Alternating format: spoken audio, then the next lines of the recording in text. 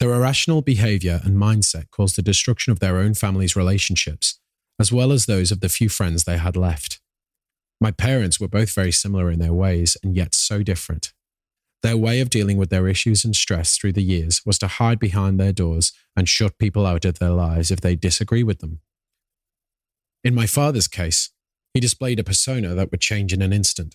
A happy-go-lucky guy 1 minute to a fearful character that would turn on you instantly, as if flicking a switch. My father's inability to control his behavior caused him to turn into a spiteful, unhappy, lost soul who would charge at you like a wounded bull in an instant, leaving you wondering what the hell just happened. His verbal attacks were vicious, condescending, and always very hurtful. With Mama, I felt her situation was more stress-related and more justifiable on account of Mama living with my father all those years and being subjected to his scrutiny. Walking on thin ice would not have been an easy task for her. I'm not going to try to portray my Mama as a saint because in those days, she was quite the opposite. Mama may have been a very loyal, loving wife to my father, but she also had a dark side and was also not so lenient with me either.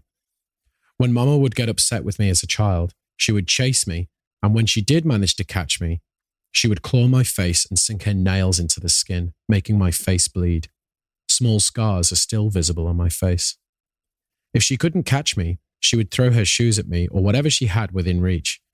She would hastily pull her hair or bite her hand in rage while screaming and cursing at me in the Venetian dialect. Che te vegne un tumor. I hope you get a tumour. The Venetian dialect has very hurtful adjectives that are purposefully designed to inflict pain and hurt you to the core. This was the subtle part of my beatings. The worst was to come when my father got home, and Mama would tell him I was naughty, and then round 2 would start with my father giving me a hiding to remember, and I surely have never forgotten.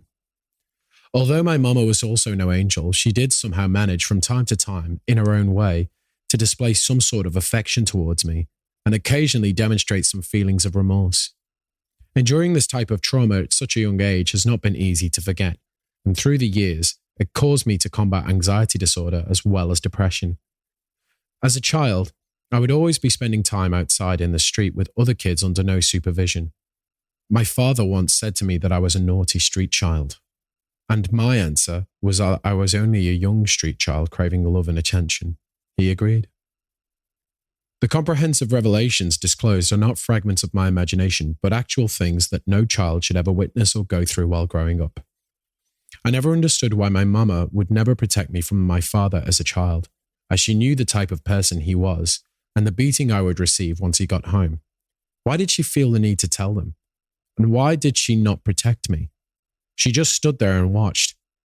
I can recall her slaving and cooking 3-course meals every day for my father and delivering them to his work.